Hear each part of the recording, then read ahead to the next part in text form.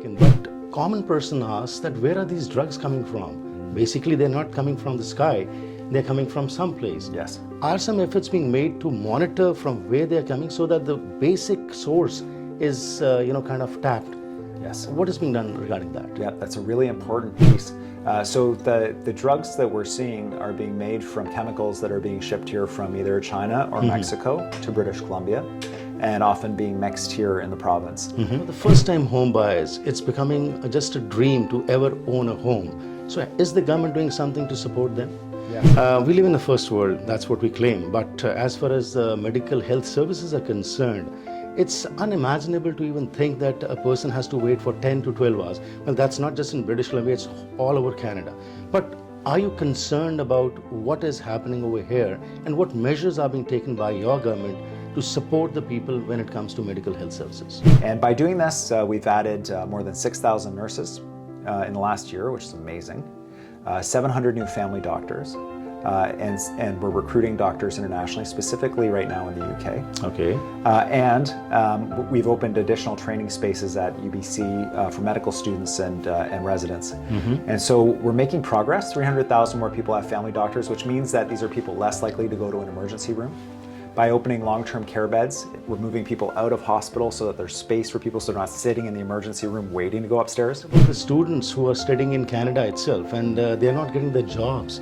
We find so many students who have done their masters or higher education, but they are complaining that we are not getting the jobs because that is being taken over. Even basic jobs also are not available now. So that's a matter of concern, and those students are now going abroad, or as a matter of fact to other provinces also.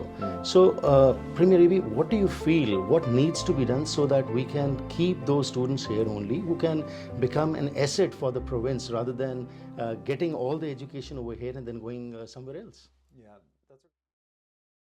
Welcome to this episode of the Harpreet Singh Show. ਅੱਜ ਦੇ ਇਸ programme ਵਿੱਚ ਅਸੀਂ ਤੁਹਾਡੀ ਮੁਲਾਕਾਤ ਕਰਵਾਉਣ ਜਾ ਰਹੇ ਹਾਂ ਇੱਕ ਬਹੁਤ ਹੀ ਵਧੀਆ ਸ਼ਖਸੀਅਤ ਨਾਲ ਜਿਹੜੇ ਕਿ ਸਾਡੇ BC ਦੇ ਮੁੱਖ ਮੰਤਰੀ ਨੇ, ਯਾਨੀ ਕਿ ਪ੍ਰੀਮੀਅਰ ਹੈਗੇ ਨੇ। ਸੋ ਸਰਕਾਰ ਨੂੰ 1.5 ਕੁ ਸਾਲ ਦਾ ਸਮਾਂ ਹੋ ਗਿਆ ਹੈ ਜਦੋਂ ਤੋਂ ਇਹਨਾਂ ਨੇ ਚਾਰਜ ਸੰਭਾਲਿਆ। ਡੇਵਿਡ ਈਬੀ ਜਿਹੜੇ ਹੈਗੇ ਨੇ ਇਹ ਪ੍ਰੀਮੀਅਰ ਬਣੇ। ਸੋ ਅੱਜ ਲੇਖਾ ਜੋਖਾ ਲਵਾਂਗੇ ਕੀ ਇਹ ਸਰਕਾਰ ਦੀਆਂ ਕਾਮਯਾਬੀਆਂ ਨੇ, ਲੋਕ ਇਹਨਾਂ ਦੇ ਬਾਰੇ ਕੀ ਸਮਝ ਰਹੇ ਨੇ, ਕਿਹੜੇ ਉਹ ਮੁੱਦੇ ਨੇ ਜਿਨ੍ਹਾਂ ਤੇ ਇਹ ਚਿੰਤਤ ਨੇ ਤੇ ਉਹਨਾਂ ਤੇ ਕੰਮ ਕਰਨਾ ਚਾਹੁੰਦੇ ਨੇ। ਅਕਤੂਬਰ ਮਹੀਨੇ ਵਿੱਚ ਤੁਹਾਨੂੰ ਪਤਾ ਹੈ ਕਿ ਇਲੈਕਸ਼ਨਾਂ ਆ ਰਹੀਆਂ ਨੇ BC ਦੇ ਵਿੱਚ। ਸੋ ਇਸ ਸੰਬੰਧ ਵਿੱਚ ਆਓ ਗੱਲਬਾਤ ਕਰਦੇ ਹਾਂ ਡੇਵਿਡ ਈਬੀ ਨਾਲ। Welcome to the program, Mr. Ebi. Thanks, Harpreet. Thanks for having me. Thank you very much for your time. How is your governance going on? Let's talk straight from there as to how do you feel after a year and a half of being the premier?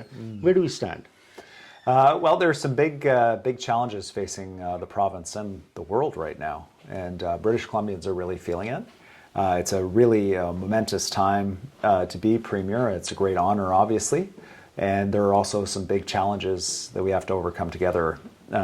And British Columbia see it in everything from the weather, the heat, the forest fires, the floods that we've seen in the province, to the challenge around the trained professionals we need in the healthcare system, the massive growth in our population in the province, and the global inflation and rising interest rates from central banks impacting people's wallets. So big challenges.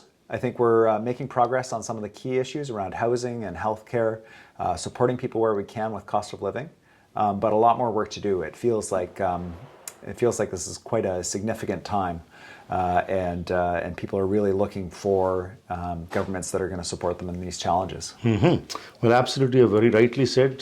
Global impact is there, but when we talk about British Columbia as such, everybody wants to live over here.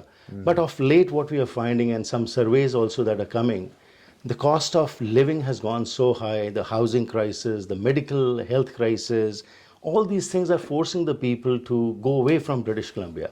So as a premier, you must be worried about that. How do you see from that aspect as to what all has been done by your government to provide the best services to the people of British Columbia? Yeah, great question. So there's two things that are happening, and both are true. One is that we're setting a record for the number of people moving to British Columbia and our population growth. So there's about 10,000 people every 37 days moving to British Columbia. And also, there's a group of people here in the province that are thinking, oh, maybe I can't build a life here. Maybe there's not an opportunity for me here. I need to go somewhere else. And I don't know about you, but my wife was showing me a real estate listing from France. She was like, oh, if we lived in France, we could buy this beautiful, it's basically a palace in the countryside of France. Absolutely. And So I understand that feeling that people have. And it does worry me because the group that's looking at moving potentially, they're often young people, and they represent the future of the province. Right. And so making sure that this group can see a future for themselves in BC, that they can build a home for themselves and their families, that they can get the educational and training opportunities that they need is really important to me. And so that's why we've been rolling out so many measures around housing, allowing more homes to be built on a single family lot, allowing more home builders, especially smaller home builders, to be able to participate in building homes faster to support the growth in our population here in the province. Using public land to build attainable middle-income housing, city-owned land, province-owned land, federal government-owned land, health authority land, school board land, to bring down those costs and to build more homes faster is critically important. And so we're putting these pieces in place to respond to these big challenges, to make sure that people not only can see a future for themselves here, but this continues to be an attractive place to live. Well, for the first-time home buyers, it's becoming just a dream to ever own a home. So is the government doing something to support them? Yes. So there's a couple of groups of first-time home buyers. There's people who maybe they have a down payment from a family member or somehow against the odds they've been able to save that up. And they're looking around the market, they can't see anything they can afford. So for that group, we're supporting bringing more housing on in the housing market. We're buying up the land around transit stations so we can build attainable first-time home buyer housing close to transit, which younger people are going to use, as well as seniors. And then we also have ensured that you can build more than one unit on a single family lot. This means that townhomes can get built, or a home could have 3 units in it, which means that first-time home buyers have that opportunity to buy in established neighborhoods where there's already a school, there's already a community center, all the things that we need. And there's another group, a group that's working in there, they're not going to be able to save up a down payment. They're not going to have that opportunity. So we've set up this program, BC Builds, I was telling you about, using public land. Right. But we're starting with rental housing, but we're also going to be doing housing for purchase. And this will be housing for purchase. Eventually, we're going to get to the place where there's either a much lower down payment and ultimately, hopefully, no down payment. This is a model that Singapore uses, Vienna, Austria, Seoul, Korea, and Whistler, BC. And so we know it works. Right. And we announced 8 properties for rental, and we're working on some properties for purchase as well. Different models of homeownership outside of the general market for this group of people that they just aren't going to be able to come up with that full down payment. Okay, great. We live in the first world, that's what we claim. But as far as medical health services are concerned, it's unimaginable to even think that a person has to wait for 10 to 12 hours. Well, that's not just in British Columbia, it's all over Canada. But are you concerned about what is happening over here and what measures are being taken by your government to support the people when it comes to medical health services? Well, I'm actually just coming here from an announcement at Surrey Memorial Hospital where we're adding a standalone dialysis unit for people with kidney disease, with 21 more dialysis beds there to support Surrey's growing population in that particular kind of healthcare. But at that site, we've done an announcement about a new patient care tower, and we're building an entirely new hospital here in Surrey. Right. So that's all to support the population growth with the space and the beds that people need. But who's going to work in those sites? And so we're also working on, and we expect the first class to be there in 2025 at SFU Surrey, a new medical school, the first new medical school in a generation in Western Canada. There's also a group of people with international medical training, nurses and doctors, other health professionals. And so we've worked with the colleges to get them off of the sidelines. They're working in other jobs, not in healthcare, to fast track them into our healthcare system. And by doing this, we've added more than 6,000 nurses in the last year, which is amazing, 700 new family doctors, and we're recruiting doctors internationally, specifically right now in the UK. Okay. And we've opened additional training spaces at UBC for medical students and residents. And so we're making progress. 300,000 more people have family doctors, which means that these are people less likely to go to an emergency room. By opening long-term care beds, we're moving people out of hospital so that there's space for people so they're not sitting in the emergency room waiting to go upstairs. These are some of the things we're doing, but it's all hands on deck to build this. And unfortunately, the other parties are saying it's too expensive, we can't afford it. And I think now is the time for us to be standing up for British Columbians and the healthcare they deserve. Okay. Another major issue which people are concerned about is crime, increasing crime and drugs and gangs. What all has been done by your government since you assumed power as premier? So if you could elaborate on that. Yeah. So there's a couple of different pieces that you set out there, but just crime. One of the things that we've seen that there's a small group of people causing a really disproportionate level of harm, violent attacks, shoplifting, property damage. And so we've set up teams. There's a team in Surrey that has identified these people with police. There's police, prosecutors, social workers, and probation workers to make sure that this group's being monitored. If they commit an offense, all the information about their whole history is in front of the judge so the judge can make a good decision.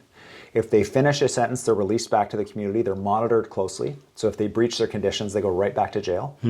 But also, for a lot of these people, they have serious mental health issues. So the social worker's there to help connect them with community care. We had a guy in Surrey who was responsible for 1,000 police calls in 1 year. 1,000, that's like 3 a day.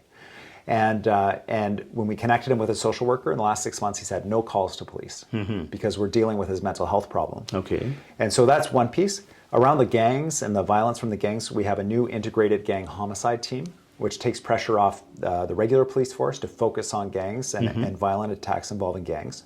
We have new unexplained wealth orders to seize the homes and the cars of these gang members, trying to attract young people with a flashy lifestyle. We're taking those properties from them. Right. And we're going to keep doing that work. In the school, we have an anti-gang program where we've been working with young people to give them an alternative to gang lifestyles. And we just announced a new candidate for us in the election, Baltej Dillon, RCMP officer with expertise in gangs, who's going to be, we hope, elected and be able to help government further work with police to really design gang programs to get right at the root of the problem. So a lot of initiatives are being taken, but common person asks that where are these drugs coming from? Basically, they're not coming from the sky. They're coming from someplace. Yes. Are some efforts being made to monitor from where they're coming so that the basic source is, kind of tapped? Yes. What is being done regarding that? Yeah, that's a really important. And so we've talked to the federal government. We say we need a couple of things. We really want to see police at our port, at Vancouver Port. And we also want to see Health Canada keep up, because when Health Canada bans a certain chemical because it's an ingredient in the drugs, then the gangs, they change the chemical composition just a little bit, enough that it's a different chemical, and they keep importing it legally into British Columbia. So Health Canada needs to be faster in adding to that list, or use more categories to ban chemicals from the list. Okay. These are two key pieces that need to happen. But it's not all. We're moving up the chain to focus on, to provide police the support they need around going after the people who are profiting from this crime, who are importing the chemicals in, by seizing the properties and homes that I was telling you about. It is, we have to go at this at every single angle. Right. And concerning this is that you had initiated a project of decriminalization, but then it was taken back. What happened within a year? Did you see that it was not working? Your initial project, what you wanted to work was not giving you the desired results. That's why you took it back? So yeah, I think it's helpful to think about kind of two groups of people that are using drugs and dying from it. One is the group you see in the street. They're really struggling. They're mentally ill, homeless, very visible. This is what people think about. But there's another group of people, maybe they work in construction, just like an unusual number of people working in construction do this. They have injuries, and they take the drugs to numb the pain so that they can do the work that they have to do to support their families. And so for these two different groups, one is very visible and one's invisible. We wanted decriminalization, and the police chief supported us around decriminalization for this group, the construction workers and others, so they could talk to their families, talk to their employers, not worry about losing their job, not worry about going to jail. Look, I'm struggling, I got addicted to these pills, I need help. And to remove that stigma, what ended up happening, I think, is that the group that's very visibly struggling in the streets, because of their mental health issues, because of their brain injuries and other things, just ended up using drugs wherever, on the bus, in a coffee shop, in the hospital. And police said, we don't have the tools to address this. And for the group that was at home that we wanted to come forward, it didn't seem to make any difference to them, whether or not there was recriminalization or decriminalization. And so what we ended up saying was, we can't have unsafe communities. We can't have unsafe hospitals, coffee shops, buses, business doorways, streets. We need to give the police the tools to address these issues. We tried to do it provincially. We weren't able to do it. The court said we couldn't do it. So we asked the federal government to recriminalize, so police have those tools. We still have it decriminalized so people can test their drugs and make sure they're not or they know at least what they're using. But we've had to move in a different direction on that because we won't sacrifice safe communities to address this issue. And we still have concern and compassion about those struggling with addiction, which is why we've opened 200 more addiction treatment beds, new treatment models at St. Paul's that we're going to roll out across the province. But the decriminalization did not have the intended impact that we wanted. Okay. No province can succeed unless we have the required infrastructure development in that particular province. And it's quite surprising that even in third world countries, to construct a bridge, it doesn't take much time. But over here, especially, why is it that it's taking so much time? So many announcements coming, but still the desired outcome is not seen earlier. Population is increasing, but the kind of job creation which was intended by you, are you satisfied that the required infrastructure is being built in British Columbia, or still a lot needs to be done? Yeah, it does take too long. And it's one of the great frustrations that I have. There's a couple of reasons for it. One is certainly around major projects, the permitting times and the government processes at the city level, at the provincial level, at the federal level. It all takes too long. The other is the skilled people we need to do this work. So for the skilled people, we had a huge number of people retire. We have young people that are ready to go, but they don't quite have the skills needed to do some of these jobs, like stainless steel welding for a hospital, for example. And so we're making sure when we're building these public projects, we have apprenticeship places so people can get the training that they need. So we're building up the next generation of workers at the same time as we're building these sites. So we have more workers, and that will help keep the cost down, help us do things faster, because we're only able to do one project and then one project and then one project. We can't do three at a time. Right. The second piece around the regulation, we have started with homes at the provincial level around fast-tracking permits around water use, around highways, around environmental assessment. And the lessons we've learned around homes, we're starting to roll out around major infrastructure projects, as well around major private sector projects, new mines and so on. And so this has really reduced permitting times in housing, and we believe it'll be successful for infrastructure and for major private projects as well. So we have a part to play on the provincial government side and on the people side.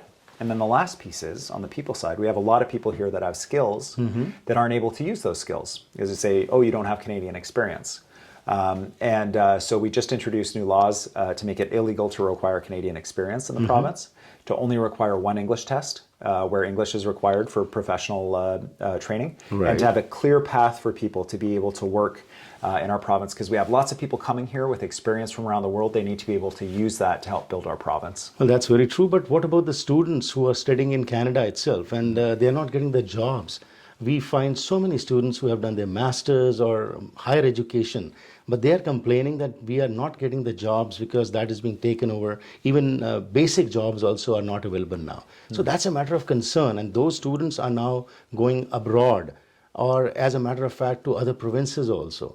So, Premier Ravi, what do you feel, what needs to be done so that we can keep those students here only, who can become an asset for the province rather than getting all the education over here and then going somewhere else? Yeah, that's a great question. And just to be clear, British Columbia received people from every single province in Canada last year, a net increase from every province except for one province, which was Alberta. Right. We lost about 7,000 people net to Alberta, but in previous years we saw an increase from Alberta. And so we go back and forth. But the core point is a good one. Making sure that students are successful, that they can move into work is really important. It means supporting people in accessing programs that are giving them the skills that they need to be successful, that we need, that we're hiring for, that we're desperate for people for. We have a group of people that want jobs. We have a group of jobs that want people, but the connection between these two is the skills that people have, and they don't have the skills to take those jobs. So we've got new micro-credential courses for people that they can do quickly, get the skill to take the jobs that are available. Because when people are already working to upgrade their skills, to take that time off, it's challenging for them to do. And so we're going to keep doing that work to give people the skills they need. We've opened new spaces around technical training, around skilled trades, and around life sciences, computer sciences, engineering, where we're looking for people with those skills to be able to take those jobs. We have the lowest unemployment rate, one of the lowest, one of the top three in Canada. We added about 40,000 private sector jobs in the last 12 months. And so there's opportunity here, but we got to make sure that people are able to take the opportunity that's actually showing up. Despite doing the best, it's always a thankless job, and there's a lot more to be done. So now you're going to start your next innings in October. Elections are coming. Yes. So with being in power for the past a year and a half or so, and now you have understood what requires to be done, what are your future plans now? What do you promise to the people of British Columbia? What all changes or what all you want to bring so that their life can become easier? Well, the election, I think, from our perspective, is going to be pretty straightforward. We're setting out the plans about what we're doing on housing, on cost of living, around supports like car insurance and childcare and hydro rates and these other pieces, and around ensuring safe and successful communities, around building our province. And it's going to be asking people the question, with these big challenges that we're facing, which party is best set up to take us in the right direction? And there will be a clear choice, because John Rostad and Kevin Falcon are saying, we can't afford these things. Now's the time to cut back. Budget's too high, it's too expensive. We say population's never been growing this fast. We have to build the infrastructure for the next generation. We have to make sure people have access to the schools and hospitals. Now is when people need the support. And it'll be a very clear choice. Rustad and Falcon, they've been here before. We saw what they did. They canceled programs. They canceled affordable childcare. They sold land for hospitals. They didn't build hospitals. They sold public property. They didn't use it to build housing. They allowed the red tape around housing to make housing unaffordable. They sold public land to their donors. And if they're given the choice, they'll do it again. So we'll have that debate with them come the election. And we're going to be the ones who are putting forward a plan to build our province and support British Columbians. And sitting in Surrey, because here the majority of the Indo-Canadians are living, a lot of expectations, lots of demands which have been raised. You talked about the hospital. Announcements were made, but still, let's see when it comes into ground and when we can see the hospital. We have a lot of ministers from Surrey. People are talking about this, that unavailability of these ministers, where people want to come and talk about issues, but no, they're not available. Of course, you must be keeping an eye on all of them, and your caucus meetings and everything is being talked about. As far as Surrey is concerned, it's the fastest growing city right now. So what plans specifically you have for Surrey, apart from the Surrey Memorial Hospital, creation of more infrastructure development and getting more jobs over here? Because all the major industries are in the east. We don't find anything over here. The Surrey Board of Trade also has been talking about this. So if you get elected again in October, would Surrey be a major focus, and would all these ministers be responsible rather than just not holding the post but also being available to the public also to meet their demands?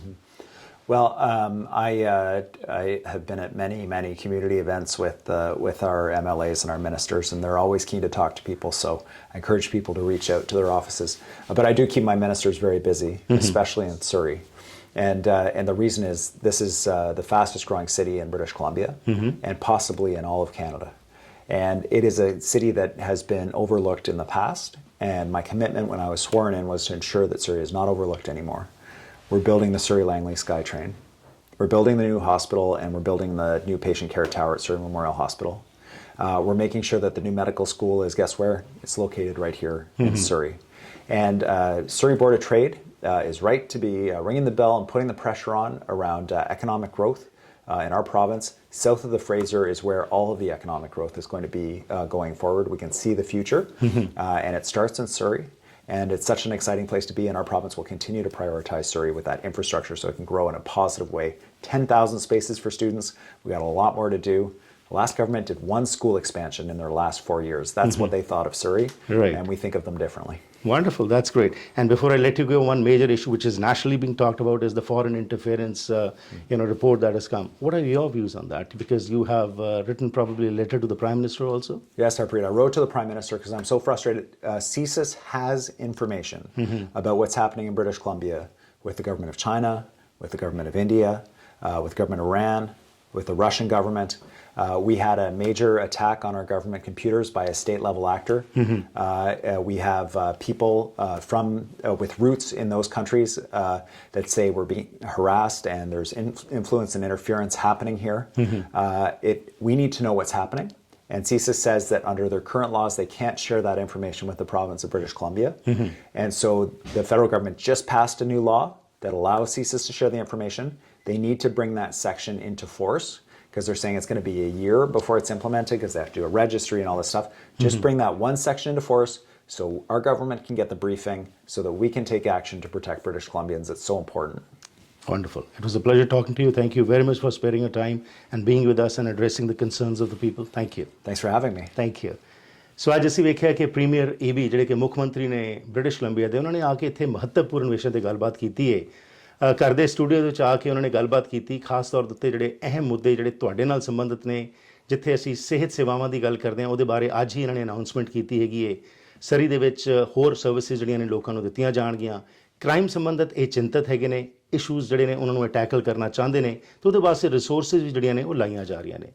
ਜਿੱਥੇ ਗੱਲ ਆਉਂਦੀ ਹੈਗੀ ਹੈ ਨੌਕਰੀਆਂ ਦੀ, infrastructure ਦੀ, ਉਸ ਬਾਰੇ ਵੀ ਇਹਨਾਂ ਨੇ ਕਿਹਾ ਕਿ ਫਰਸਟ੍ਰੇਟਡ ਨੇ ਕਿ ਜਿਸ ਤਰੀਕੇ ਨਾਲ ਕੰਮ ਹੋਣਾ ਚਾਹੀਦਾ ਉਸ ਤਰੀਕੇ ਨਾਲ ਨਹੀਂ ਹੋ ਰਿਹਾ, ਪਰ ਸਰਕਾਰ ਵੱਲੋਂ ਉਹ ਯਤਨ ਕੀਤੇ ਜਾ ਰਹੇ ਨੇ ਕਿ ਇਹ ਸਾਰਾ ਕੁਝ ਲਿਆਂਦਾ ਜਾਵੇ ਤਾਂ ਕਿ ਲੋਕਾਂ ਨੂੰ ਸਹੀ ਸੇਵਾਵਾਂ ਮਿਲ ਸਕਣ। ਅਤੇ ਖਾਸ ਤੌਰ ਦੇ ਉੱਤੇ ਇਹਨਾਂ ਨੇ ਬੇਨਤੀ ਕੀਤੀ ਹੈ ਕਿ ਅਕਤੂਬਰ ਮਹੀਨੇ ਦੇ ਵਿੱਚ ਜਿਹੜੀਆਂ ਇਲੈਕਸ਼ਨਾਂ ਆ ਰਹੀਆਂ ਨੇ ਉਸ ਦੇ ਵਿੱਚ ਬੜੀ ਕਲੀਅਰ ਚੋਇਸ ਲੋਕਾਂ ਕੋਲ ਹੋਏਗੀ ਕਿ ਉਹ ਦੁਬਾਰਾ ਤੋਂ ਜੌਨ ਰਸਟਰਡ ਜਾਂ ਕੈਵਿਨ ਫੈਲਕਨ ਦੇ ਉਹ ਪੁਰਾਣੇ ਵਾਅਦੇ ਜਿਹੜੇ ਉਹਨਾਂ ਨੇ ਕੀਤੇ ਅਤੇ ਆਪਣੇ ਪ੍ਰਾਈਵੇਟ ਡੋਨਰਸ ਨੂੰ ਹੀ ਉਹ ਸਪੋਰਟ ਕਰਦੇ ਰਹੇ, ਉਸ ਨੂੰ ਇਹ ਸਪੋਰਟ ਕਰਨਗੇ ਜਾਂ ਫਿਰ ਇਸ ਸੋਚ ਨੂੰ ਜਿਸ ਨਾਲ ਕਿ ਆਮ ਜਨਤਾ ਜੋ ਹੈ ਉਹਨਾਂ ਦੇ ਹੱਕ ਹਕੂਕ ਜਿਹੜੇ ਨੇ ਉਹਨਾਂ ਦੀ ਗੱਲਾਂ ਹੋਣ। ਅਤੇ ਨਾਲ ਹੀ ਫੋਰਨ ਇੰਟਰਫੇਰੈਂਸ ਇਨਕੁਆਇਰੀ ਬਾਰੇ ਵੀ ਇਹਨਾਂ ਨੇ ਗੱਲਬਾਤ ਕੀਤੀ ਕਿ ਇਹ ਚਿੰਤਾ ਦਾ ਵਿਸ਼ਾ ਹੈਗਾ ਕਿ ਬਹੁਤ ਸਾਰੀਆਂ ਫੋਰਨ ਸਰਕਾਰਾਂ ਜਿਹੜੀਆਂ ਨੇ, ਭਾਵੇਂ ਉਹ ਭਾਰਤ ਹੈ, ਰਸ਼ੀਆ ਹੈ, ਈਰਾਨ ਹੈ ਜਾਂ ਚਾਈਨਾ ਹੈ, ਉਹਨਾਂ ਦੀ ਜੇ ਇੰਟਰਫੇਰੈਂਸ ਹੈਗੀ ਹੈ ਉਸ ਬਾਰੇ ਇਹਨਾਂ ਨੇ ਪ੍ਰਧਾਨ ਮੰਤਰੀ ਨੂੰ ਵੀ ਚਿੱਠੀ ਲਿਖੀ ਹੈ ਕਿ ਇਹ ਸਪਸ਼ਟ ਤੌਰ ਦੇ ਉੱਤੇ ਇਹ ਇਸ਼ੂ ਸੋਲਵ ਹੋਣੇ ਚਾਹੀਦੇ ਨੇ। ਇਹ ਬੜਾ ਥੈਂਕਲੈਸ ਜੌਬ ਹੁੰਦਾ ਜੀ ਕੰਮ ਕਰਨਾ, ਕਿਉਂਕਿ ਜਦੋਂ ਸਿਆਸਤ ਤੁਸੀਂ ਹੁੰਦੇ ਹੋ ਤੁਹਾਡੇ ਉੱਤੇ ਬਹੁਤ ਸਾਰੇ ਪ੍ਰੈਸ਼ਰਸ ਹੁੰਦੇ ਨੇ, ਪਰ ਹੁਣ ਸੋਚ ਤੁਹਾਡੀ ਹੈ, ਤੁਸੀਂ ਕਿਸ ਨੂੰ ਅੱਗੇ ਲਿਆਉਣਾ ਚਾਹੁੰਦੇ ਹੋ ਜਿਹੜਾ ਕਿ ਇਸ ਪ੍ਰਾਂਤ ਨੂੰ ਅੱਗੇ ਲਿਆ ਸਕੇ। ਸੋ ਇਸੀ ਸੀਰੀਜ਼ ਦੇ ਵਿੱਚ ਅਸੀਂ ਤੁਹਾਡੇ ਨਾਲ ਗੱਲਾਂ ਬਾਤਾਂ ਕਰਦੇ ਰਹਾਂਗੇ ਅਤੇ ਆਫਕੋਰਸ ਪ੍ਰੀਮੀਅਰ ਨਾਲ ਅਸੀਂ ਇੱਕ ਦਿਨ ਹੋਰ ਬਿਤਾਉਣਾ ਕਿਸ ਦਿਨ, ਜਿਸ ਦੇ ਵਿੱਚ ਕਿ ਇੱਕ ਰੋਜ਼ਮਰਾ ਜ਼ਿੰਦਗੀ ਦੇ ਵਿੱਚ ਕੀ ਕੁਝ ਕਰਦੇ ਨੇ ਇਹ ਤੁਹਾਡੇ ਤੱਕ ਲੈ ਕੇ ਆਵਾਂਗੇ। ਸੋ ਸਾਡਾ ਸਭ ਦਾ ਧੰਨਵਾਦ, ਪ੍ਰੀਮੀਅਰ ਦਾ ਵੀ ਅਤੇ ਤੁਹਾਡਾ ਵੀ, ਕਿ ਤੁਸੀਂ ਸਮਾਂ ਕੱਢ ਕੇ ਪ੍ਰੋਗਰਾਮ ਦੇਖਦੇ ਹੋ।